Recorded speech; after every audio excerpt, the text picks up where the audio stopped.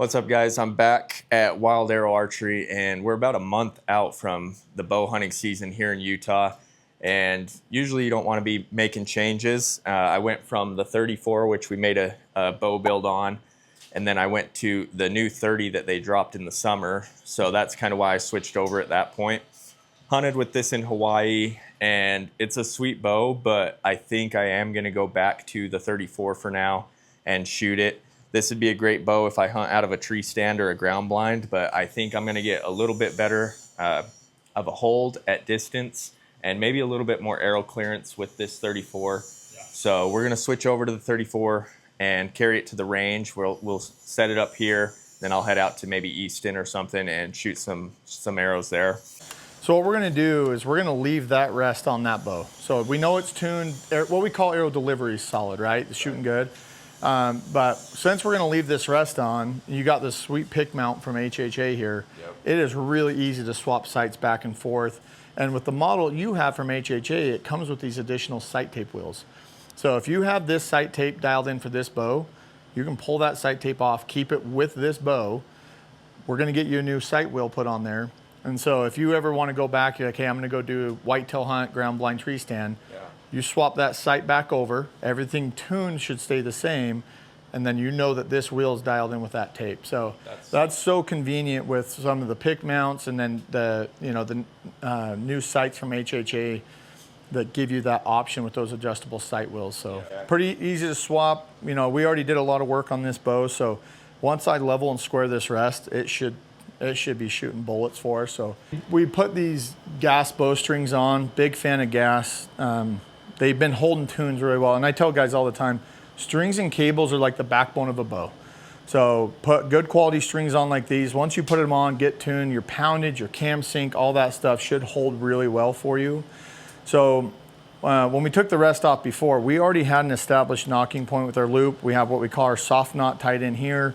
The peep height location, all that should stay the same. So what should be pretty easy today is put this brand new Epsilon V2 on here. This is the newer generation, big fan of these.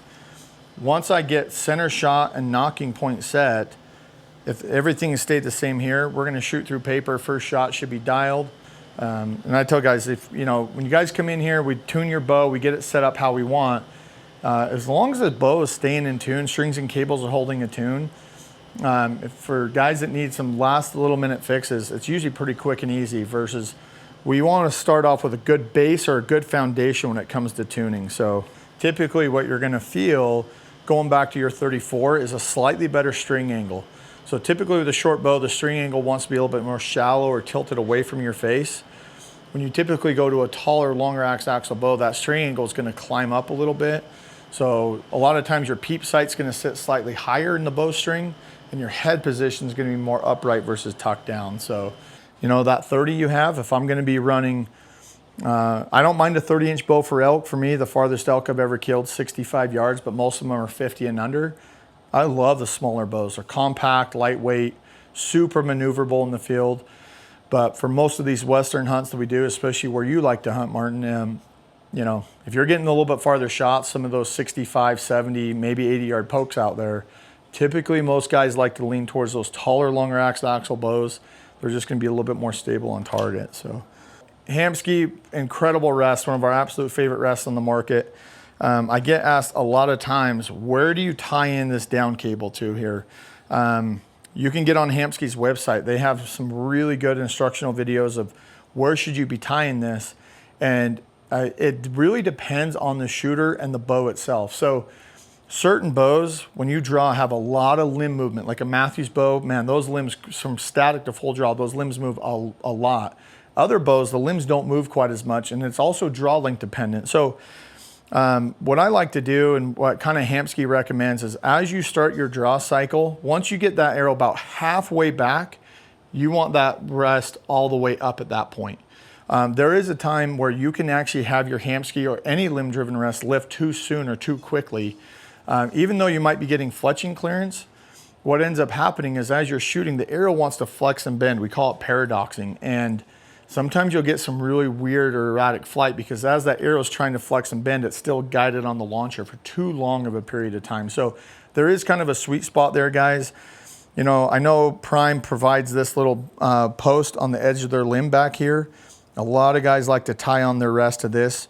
On certain draw lengths, it works fine. However, for me, because I shoot a 30-inch draw, tying my rest here keeps my rest up for too long of a period of time. So for mine, I actually am tying my cable a little bit off of the axle. You can see this little rubber pad that we've installed on Martin's bow. I'm gonna start it back in that position, but we're gonna look at his rest timing when he goes to shoot this. If I want the rest to stay up for a slightly longer period of time, you're gonna take this cable and move it back closer to the axle. For me, if it's staying up for too long, I take this cable and slowly start moving it away from the axle. And you'll find that optimal, that sweet spot. So when guys, you're shooting limb-driven rest, don't just assume they're all the same. It's draw length and bow dependent a lot of times. So one thing we started to do here at Wild Arrow, I like to tie this cable inside closer to the cam as long as I'm not getting any contact here. But the reason we like to tie the inside of the limb versus the outside, we get better clearance off of quivers. I see a lot of guys come in where this cable is rubbing and contacting their quiver a lot. Over time, it can wear this cable out, you need to replace it, or it's hitting the quiver hard enough where it could affect the timing of the rest. So just watch that, guys, on these limb-driven rests, depending on what quiver system you're using. As far as this rubber dampener goes, we like to kind of run this a little bit closer to the bottom edge, closer to the limb. If it gets too far up, it swings and has a lot of slack in there. I've seen a couple of times guys come back in where this rubber dampener will catch on the bow, catch on the quiver, and really affect shot timing. So kind of move that down. We're gonna get this nice and snug. I'm gonna cut and burn that little tag end off right there. Burn it, it should hold pretty good. We're doing a half hitch knot on those, and they seem to be holding really solid for us. So at this point, I've got center shot set where we wanted to start it off at. Our knocking point based off the T-square is gonna be really close. We'll have Martin shoot it through paper. But one thing I wanna point out, I see guys come back in a lot, you know, they put a brand new Hamsky on. Even though this cable here is incredibly durable, very rarely do I see guys actually break or have problems with it in the field. One of the biggest problems that we see is it stretches. So if I'm taking this down cable, I'm really getting it snug as I can here to start. And the different tension will actually change the timing of the rest slightly too. I'll have guys come back in all the time that they start to impact up or down on the target and they don't know why, because everything seems like it's good. What it is this cable has stretched and it's changing the timing of the rest. So you can see here the rest is down. I can tap the down cable and there's no movement in the rest. The rest is really snug to the bottom. However, what I like to do with this cable is once I put it on, I'm gonna kind of pull it tight. And I'm taking a lot of stretch and slack. And if you do that, and you see that if you tap this cable and see any movement in this rest, I need you guys to tighten this up here. So Hamsky provides this perfect little clamp, nice and snug, but guys will come back in and then their rest is now bouncing a little bit, and that's changing the timing. So as you shoot, keep an eye on that. Nice little system there from Hamsky, but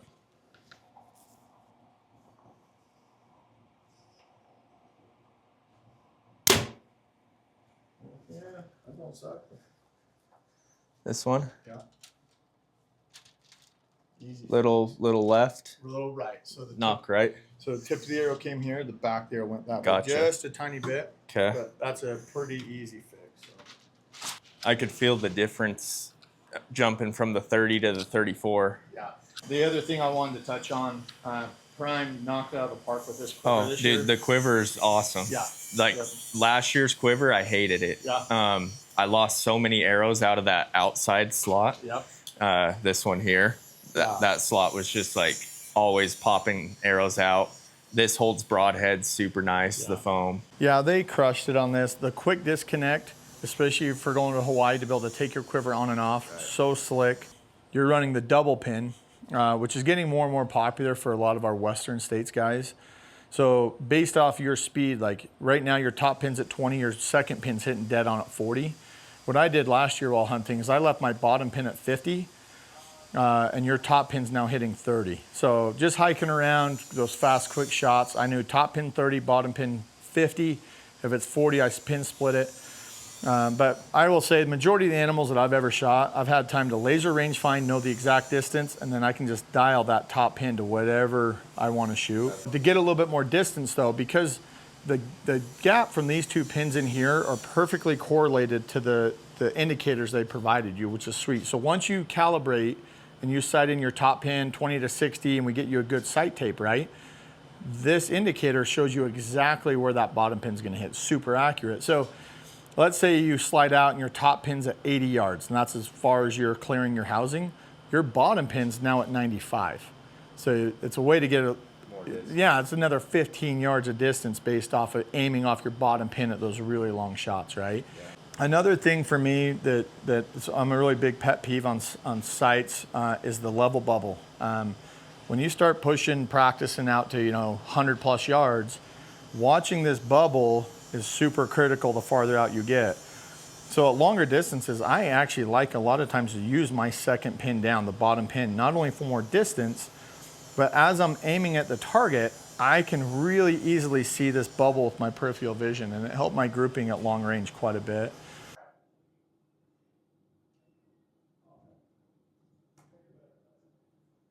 Oh, way high.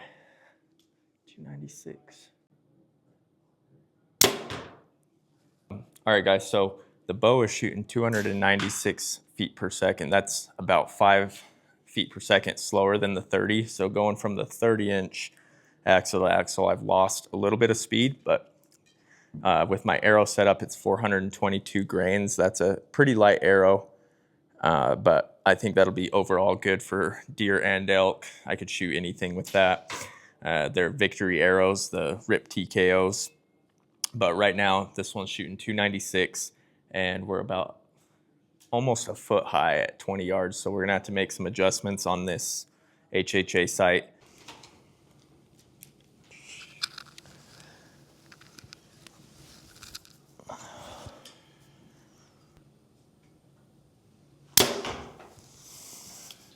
Okay, let's see where this one ended up hitting. Looked pretty good.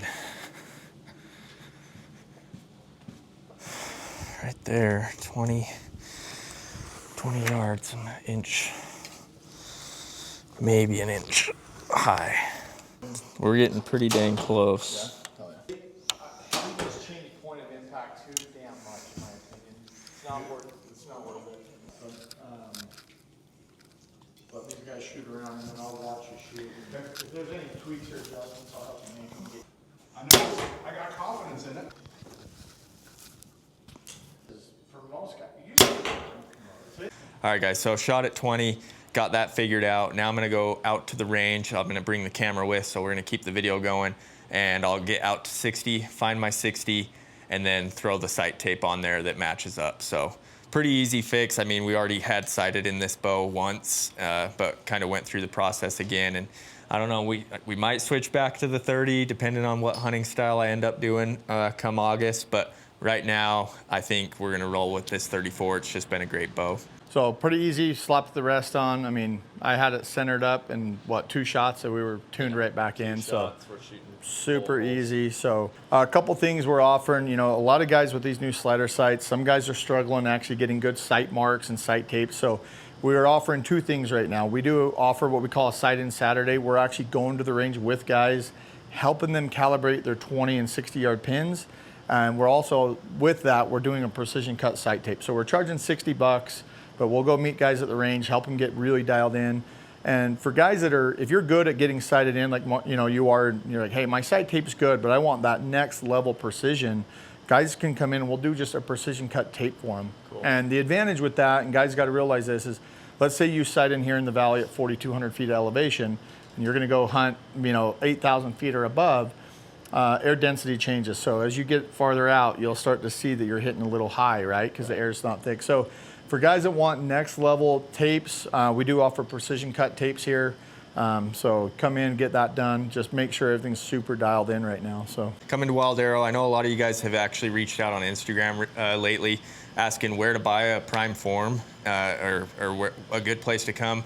I always just recommend Wild Arrow. They work on so many of these bows, and I think that's the biggest thing. If you're not a gear nerd or an archery nerd and really good with bows like myself, like I'm not, come into Wild Arrow because they work on so many of them. They're going to be able to tune them up instantly. Like this one, 2 shots, we're shooting bullet holes. So come to these guys if you can. Make a trip. I know they do. They handle guys from all over the West. They'll come out here to the shop and get set up. So I definitely recommend that. Check out the prime forms. They do have that 30 now and the 34. But yeah, let's go shoot this one at some long range shots.